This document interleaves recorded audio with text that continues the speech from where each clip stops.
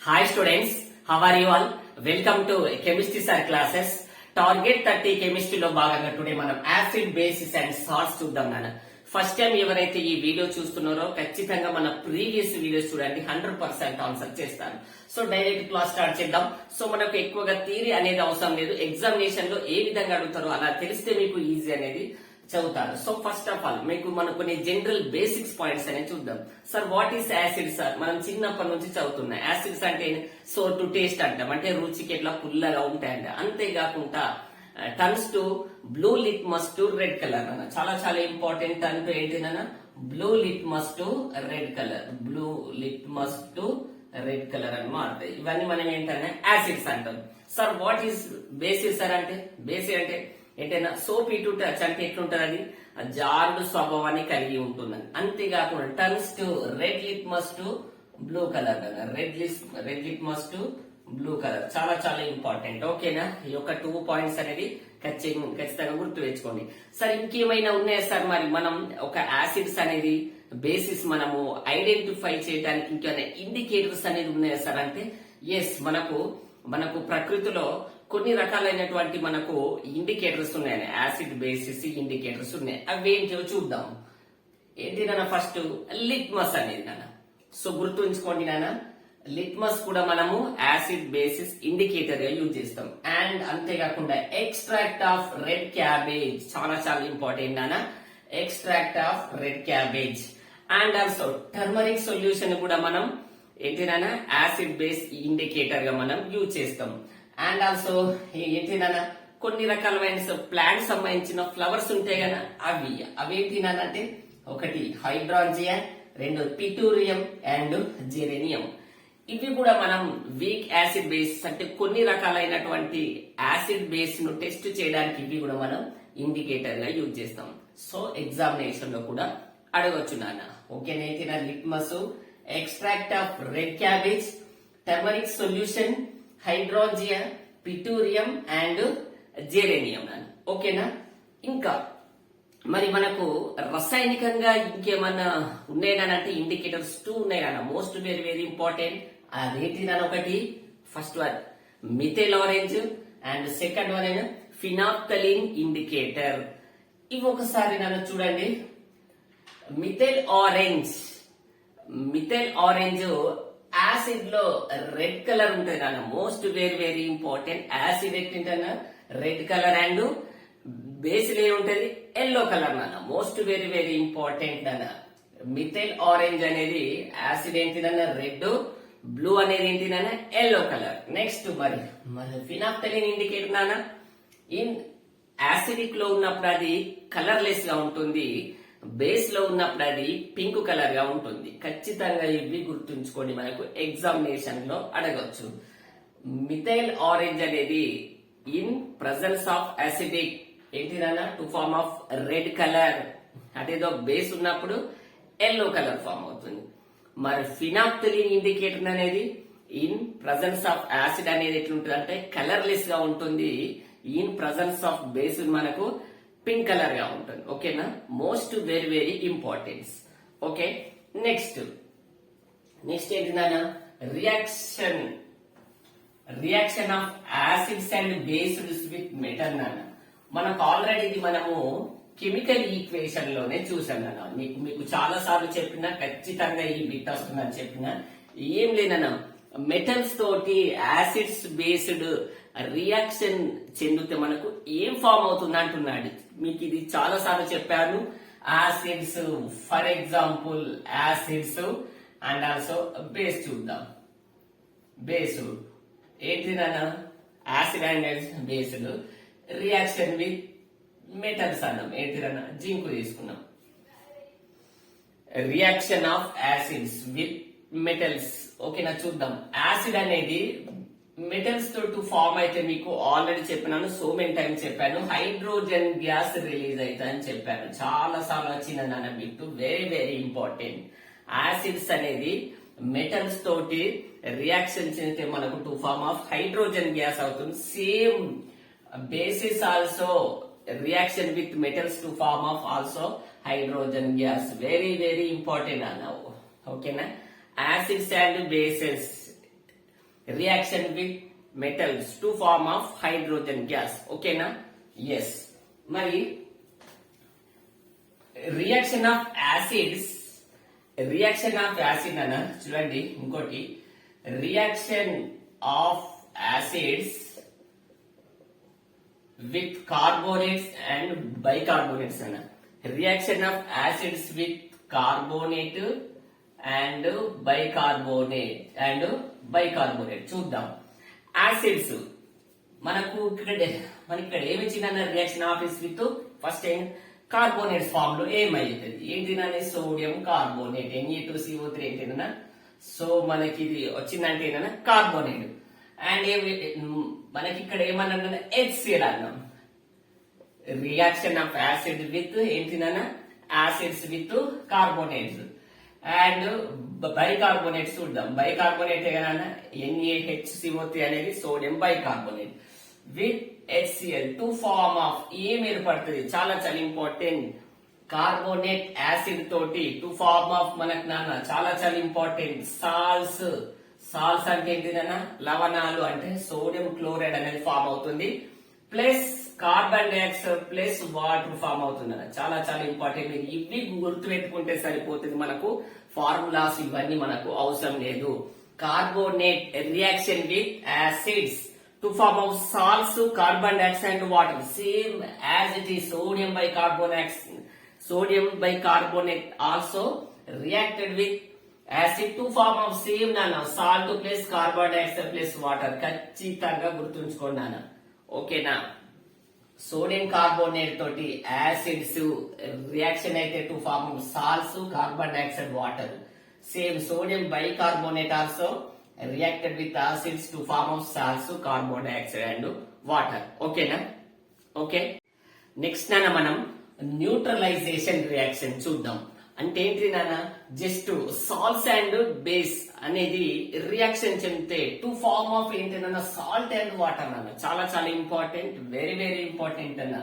ఏంటి నాన్న acids and basis reaction చర్య జరిగితే to form of salts and water. గుర్తుంచుకోండి acid and base reaction to form of salts and water. ఓకేనా? This is neutralization reaction. Next అన్న చాలా చాలా important reaction of acids with metal oxide అన్న. ఓకేనా? గుర్తుంచుకోండి reaction of acids with metal oxide తోటి. గుర్తుంచుకోండి మెటల్ ఆక్సైడ్స్ అనేది యాసిడ్ తోటి రియాక్షన్ చెందిన కూడా టు ఫార్మ్ ఆఫ్ సేమ్ నాన్న సాల్ట్స్ అండ్ వాటర్ ఫార్మ్ అవుతుంది నాన్న. చాలా చాలా ఇంపార్టెంట్. చూడండి యాసిడ్స్ అంటే metal oxide for example copper oxide తీసుకున్నాం నాన్న. ఓకేనా? ఏం లేదు reaction of acid with metal oxide కూడా మనకి ఏమవుతుంది సేమ్ న్యూట్రలైజేషన్ రియాక్షన్ వల్లే acids and salts and water form అవుతాయి. ఇక్కడ ఇది ఏమన్నాం ఇక్కడ యాసిడ్ ఇక్కడ కూడా యాసిడ్ ఉన్నది. ఇక్కడ ఏం తీసుకున్నాం బేస్ తీసుకున్నాం కాబట్టి మనకు సాల్ట్ ఫామ్ అయింది. ఇక్కడ కూడా ఇక్కడ ఏంటంటే యాసిడే కదా.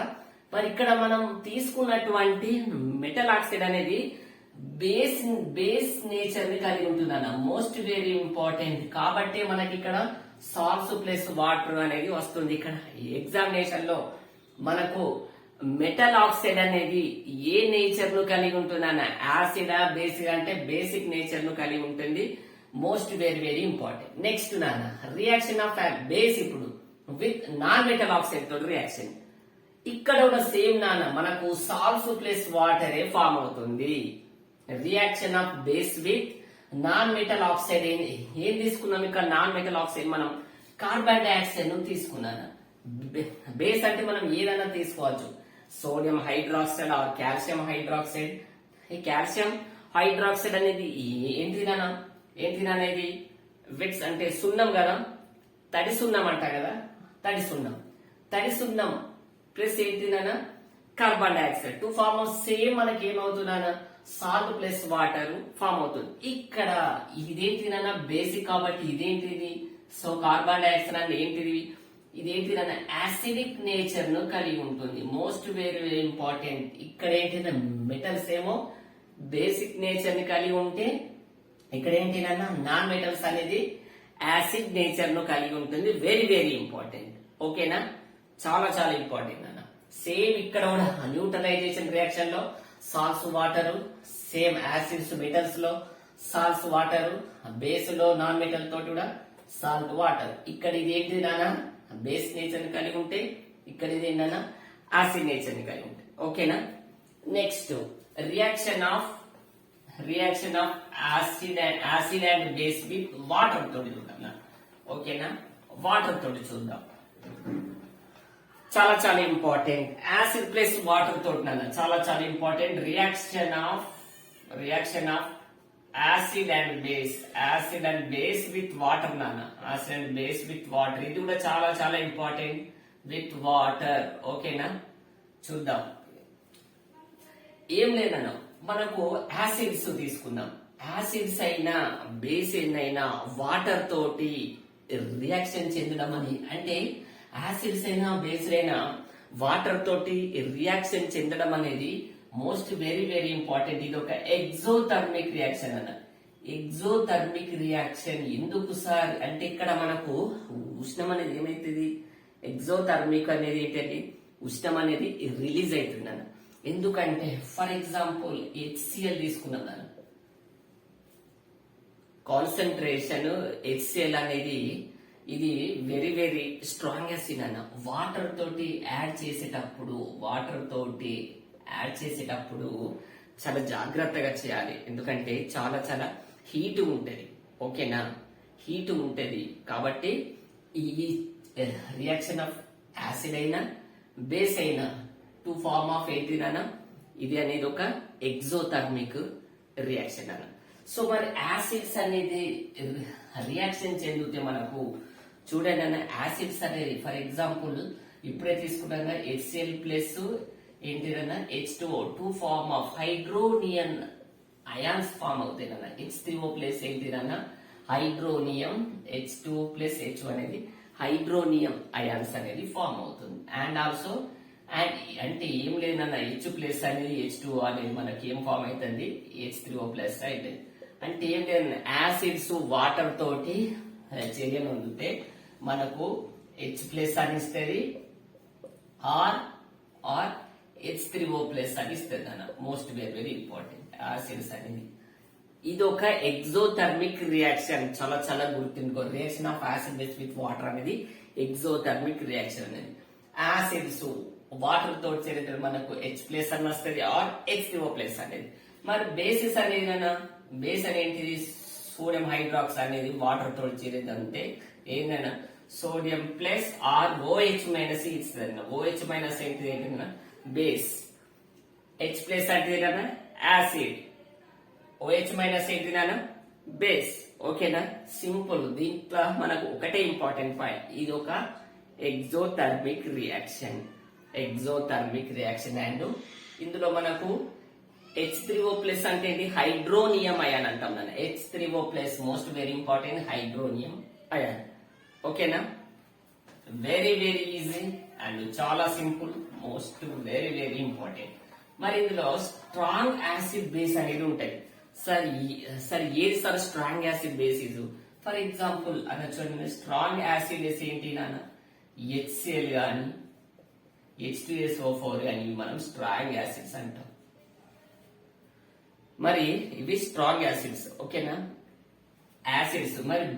మరి బేస్ ఏంటి నాన్న, వీక్ ఏంటి అంటే వీక్ ఉంటది, NH4OH ఉంటది, బేస్ ఉంటది, కాల్షియం హైడ్రాక్సైడ్ బేస్ ఉంటది. సార్ మరి మనకు యాసిడ్ బేస్ అనేది చెప్తాం. సార్ మరి ఏది స్ట్రాంగ్ యాసిడ్, ఏది స్ట్రాంగ్ బేస్, సార్ ఏది వీక్ యాసిడ్, సార్ ఏది వీక్ బేస్ అని మనకు ఏ విధంగా సార్ మనం ఫైండింగ్ చేస్తాం అన్నది. దీనికోసం మనం నెక్స్ట్ pH స్కేల్ చూద్దాం నాన్న. ఏంటి నాన్న, pH స్కేల్ చూద్దాం. ఓకే నాన్న, నెక్స్ట్ మనం pH స్కేల్ గురించి చూద్దాం. సో pH స్కేల్ అనేది మనకు strong acid, strong base, weak acid, weak base గురించి మనకు తెలియజేస్తుంది. సో సార్ ఎలా సార్ అంటే, ఫస్ట్ pH స్కేల్ అంటే ఏంటి నాన్న, ఇది ఏం లేదు. pH స్కేల్ అనేది H ప్లస్ కాన్సన్ట్రేషన్ మనను మెజర్మెంట్ చేస్తే, అంటే H ప్లస్ యొక్క గాఢతను మనకు pH స్కేల్ అనేది మనకు తెలియజేస్తుంది. Most very important, H plus concentration measure చేసేంటిని pH స్కేల్. మరి pH స్కేల్ లో P అంటే ఏంటిది? P అంటే ఏంటిది నాన్న, P అనేది పి అనే వాటి దీన్ని మనం పొటెంజ్ అంటాం. అంటే ఇది జర్మనీ భాషలో దీన్ని పొటెంజ్ అంటాం. సార్ మరి పొటెంజ్ మీనింగ్ ఏంటి సార్ అంటే పవర్ అని అర్థం నాన్న. ఓకేనా, పిహెచ్ లో పి అంటే ఏంటి నాన్న, జర్మనీ లాంగ్వేజ్ లో పొటెంజ్. పొటెంజ్ అంటే ఏంటి నాన్న, పవర్ అని మీనింగ్ వస్తుంది. సో మరి దీని యొక్క వాల్యూస్ పిహెచ్ స్కేల్లో వాల్యూస్ మనకు 0 to 14 ఉంటాయి నాన్న.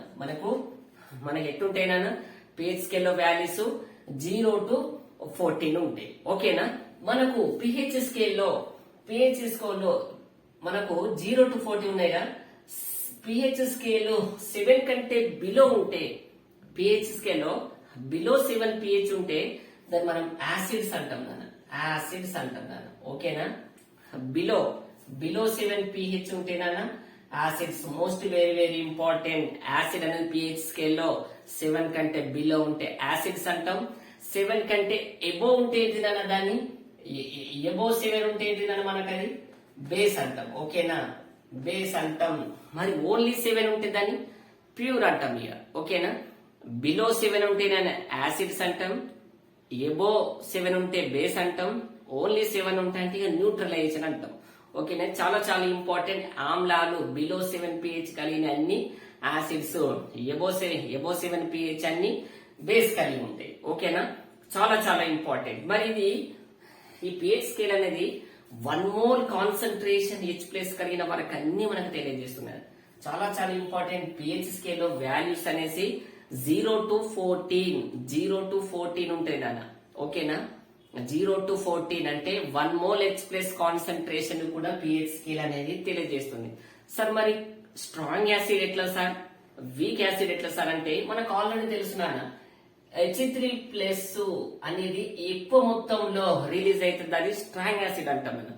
ఫర్ ఎగ్జాంపుల్ HCl ఉన్నది, ఇందులో H3+ అనేది ఎక్కువగా ఉంటే దాన్ని మనం ఏమంటాం, స్ట్రాంగ్ యాసిడ్ అంటాం.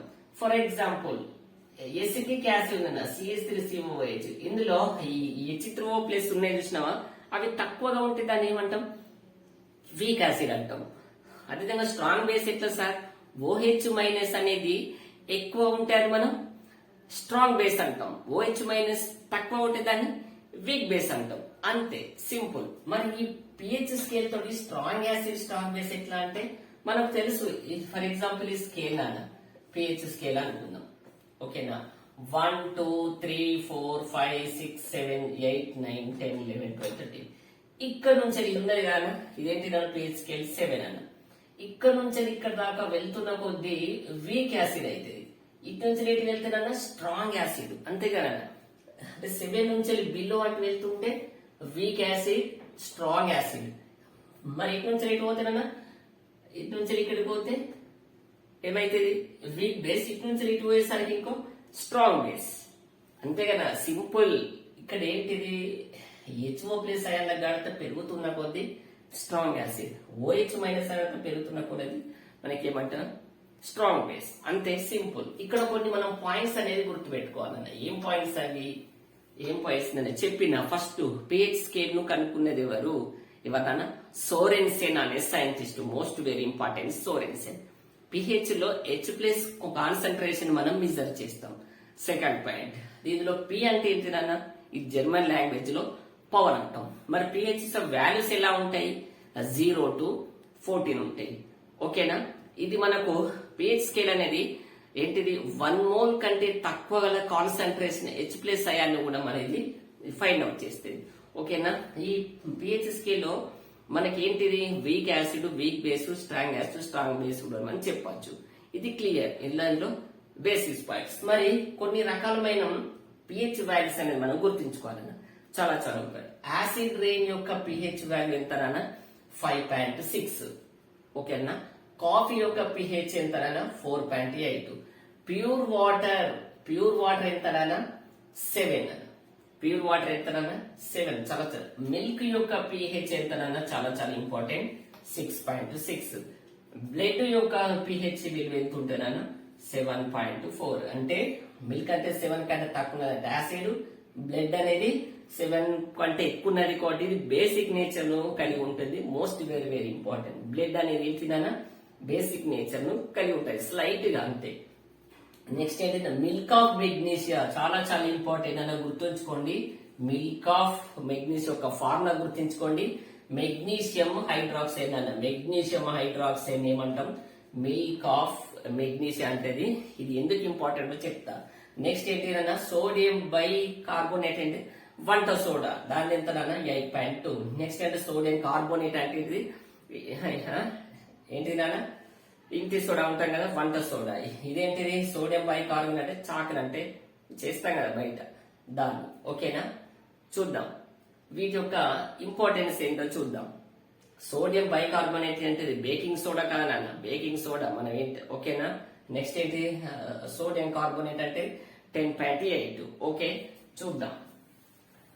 మరి పిహెచ్ తగ్గితే ఏమైనా ప్రాబ్లం వస్తా అంటే యాసిడ్స్ రేంజ్ అనేది మనం అంటాం కదా. మనం యాసిడ్స్ ఏంటంటే యాసిడ్స్ రేంజ్ యొక్క పిహెచ్ వాల్యూ 5.6 కంటే తక్కువ ఉంటే, బిలో 5.6 ఉంటే మనం యాసిడ్స్ రేంజ్ అనేది ఫామ్ అవుతుంది అంటాం. ఓకేనా, ఓకే. నెక్స్ట్ టూత్ డికే ఉంటుంది నాన్న. టూత్ డికే చాలా చాలా ఇంపార్టెంట్. మనం దాన్ని ఏమంటాం నాన్న, దంతక్షయం అంటాం. అంటే ఏంటిది, పండ్లంతా పచ్చి వారినాయి, టూత్ డికే అంటాం కదా. దీని యొక్క పిహెచ్ వాల్యూ 5.5 కంటే తక్కువ అయితే మనం ఏమంటాం, దాన్ని మనకు టూత్ డికే సమస్య వచ్చింది అంటాం. అందులో మన టీత్ పైన ఒక స్ట్రాంగ్ అనేది ఎనామిల్ అనే ఒక లేయర్ ఉంటుంది అన్న, చాలా చాలా ఇంపార్టెంట్. టీత్ పైన మనకుండే ఎనామిల్ లేయర్ ఉంటుంది చూసినామన్న.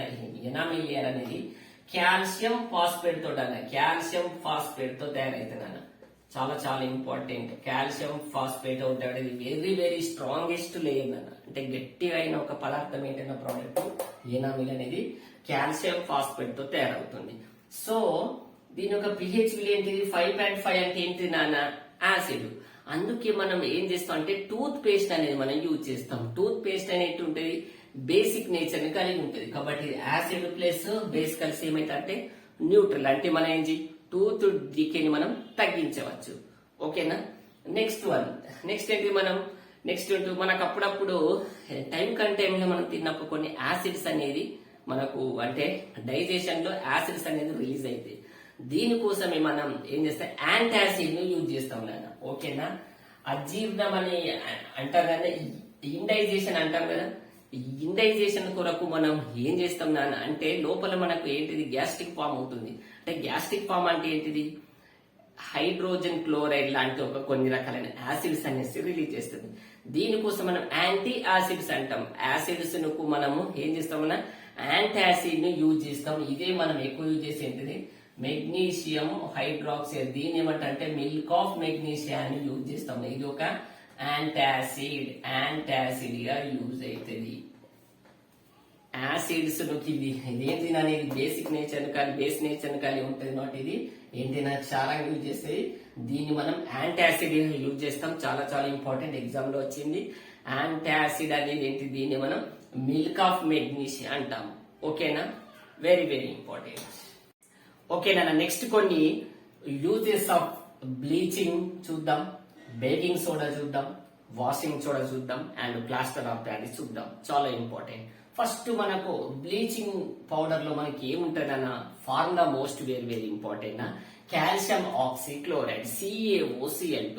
మనకు తెలుసు. మరి క్లోరిన్ అనేది మనకు రావాలంటే ఎలా సార్, మన క్లోరిన్ అనేది ఏం ఫామ్ అవుతుంది? మీకు ఒకటి చాలా చాలా ఇంపార్టెంట్ అన్న, అంటే aqueous solution of sodium chloride మనం బ్రైన్ సొల్యూషన్ అంటాను. బ్రైన్ అంటే BRN, బ్రైన్ ద్రవణం అంటాం. Aqueous solution of sodium chloride. దీని గుండా మనము ఎలక్ట్రిసిటీని పాస్ చేసినప్పుడు యానోడ్ వద్ద to form of chlorine and hydrogen form అవుతుంది. చాలా చాలా ఇంపార్టెంట్. ఏంటంటే మన క్లోరిన్ అనేది మోస్ట్ ఇంపార్టెంట్. మనకు బ్లీచింగ్ పౌడర్ యొక్క ఫార్ములా ఏంటిదన్న కాల్షియం ఆక్సిక్లోరైడ్. మరి క్లోరిన్ అనేది ఏ విధంగా ఫామ్ అవుతుంది, ఏం లేదా, సోడియం క్లోరైడ్ ఉన్నది. ఆక్వస్ సొల్యూషన్ సోడియం క్లోరైడ్ మనం బ్రైన్ సొల్యూషన్ అన్నాడు. ఈ బ్రైన్ సొల్యూషన్ గురించి ఎలక్ట్రిసిటీని పాస్ చేసినప్పుడు యానోడ్ వద్ద క్లోరిన్ అండ్ హైడ్రోజన్ ఫామ్ అవుతుంది. ఇంపార్టెంట్. ఓకేనా, సో మరి ఈ విధంగా వచ్చిన క్లోరిన్ తోటి మనము బ్లీచింగ్ పౌడర్ అనేది ఫామ్ చేయొచ్చు. Calcium oxychloride. మరి ఇట్లా సార్ ఇది కాల్షియం హైడ్రాక్సైడ్ అంటే తడి సున్నం ఉంటుందా, కాల్షియం హైడ్రాక్సైడ్ తడిసున్న క్లోరిన్ పంపిస్తే మనకు కాల్షియం ఆక్సిక్లోరైడ్ అని ఫామ్ అవుతుంది. దీని యొక్క uses important, formula important. Calcium oxychloride CaO2Cl2 కాదు, CaOCl2 అనేది కాల్షియం ఆక్సిక్లోరైడ్. దీని యొక్క యూజెస్ ఏంటి? టెక్స్టైల్ ఇండస్ట్రీలో యూజ్ చేస్తాం నాయన. ఫస్ట్ పాయింట్ టెక్స్టైల్ ఇండస్ట్రీలో యూజ్ చేస్తాం. అంతేకాకుండా దీన్ని మనం ఆక్సిడైజింగ్ ఏజెంట్ గా యూజ్ చేస్తాం.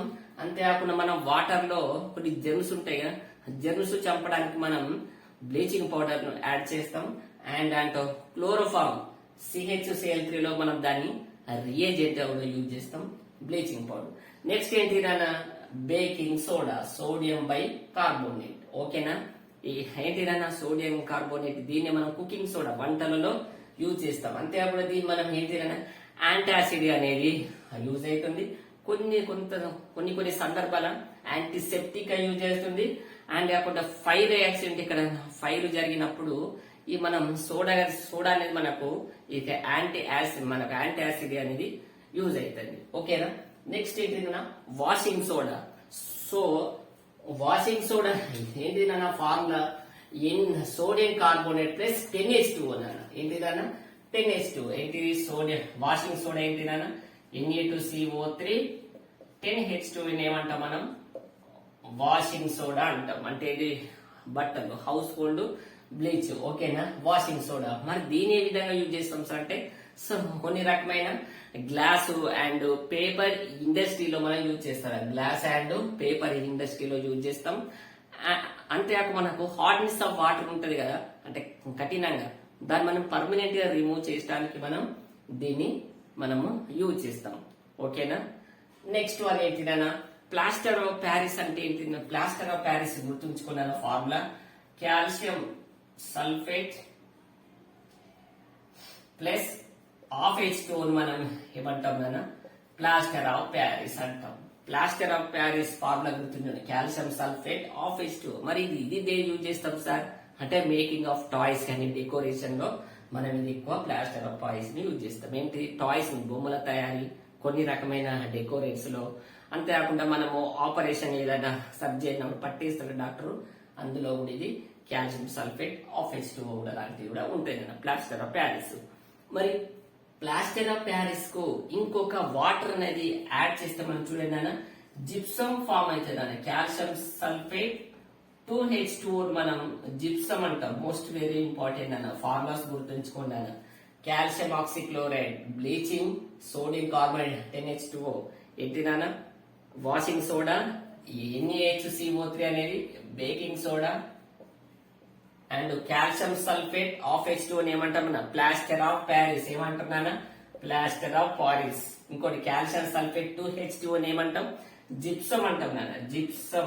జిప్సమ్ ఇందులోకి వెళ్ళి ఆ వాటర్ ను ఇంకొక 1.5 వాటర్ ను యాడ్ చేస్తే జిప్సమ్ ఫామ్ అవుతాయి. దీన్ని కొంచెం హీట్ చేస్తే మనకు ఏం ఏర్పడుతుంది? కొంచెం వాటర్ పోయి ప్లాస్టర్ ఆఫ్ ప్యారిస్ ఫామ్ అవుతుంది. ఓకేనా? ఇంకొకటి కాపర్ సల్ఫేట్ ప్లస్ 5H2O. అనార్క కాపర్ సల్ఫేట్ ఫార్మ్ అయింది, బ్లూ కలర్ లో ఉంటుంది. Copper sulphate 5H2O. Copper sulphate ఇది బ్లూ కలర్ లో ఉంటుంది అన్న, బ్లూయిష్. ఓకేనా? బ్లూ కలర్ లో ఉంటుంది కాపర్ సల్ఫేట్ 5H2O. చాలా చాలా ఇంపార్టెంట్ ఫార్ములా. ఓకేనా? నెక్స్ట్ దీంతో మనకు యాసిడ్స్, బేసిడ్స్ అండ్ సాల్ట్స్ అనేది కంప్లీటెడ్. ఓకే, ఈ వీడియో కనుక నచ్చినట్లయితే లైక్ చేయండి, షేర్ చేయండి, మీ ఫ్రెండ్స్ కు ఖచ్చితంగా ఫార్వర్డ్ చేయండి. ఓకేనా? నెక్స్ట్ క్లాస్ లో మళ్ళీ కలుద్దాం. జై హింద్.